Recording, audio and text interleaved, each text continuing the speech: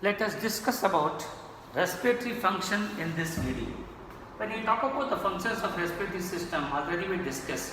It is taking place in two stages. Number one, exchange of gases by the lungs. What do you call it as breathing. Then number two, how the air molecule, that is action molecules, enter into the body cells and breaking down the glucose to make the energy. So there are two compartments. Come to the first one, gases exchanged by lungs. So there are two stages in this. One is of inspiration, number two expiration. Altogether what you call it as breathing. Inspiration is nothing but taking the air. During the what you call it as simply inhalation. During the inhalation, you see the structure. Once again I put the arrow marks. When you forcefully inhale the air, you know what happens exactly in the chest cavity. The volume of the chest cavity increases. When increases, that means the walls of the chest cavity going outward, also diaphragm going downwards. So the cavity of the chest increases.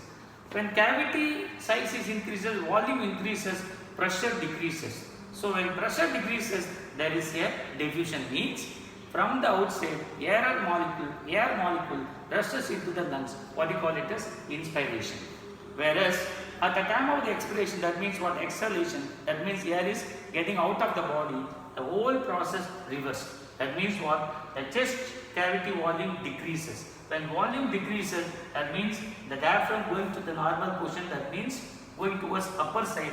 Whereas all the chest cavity muscles are just relaxed and area become less. Volume become reduced. When volume reduces, pressure increases. So automatically the inside air getting out of the lungs. What you call it as expiration. So all together called the breathing. So inspiration, expiration or inhalation, expiration combined together called lungs. Now some amount of air enter into the lungs. That means air sacs.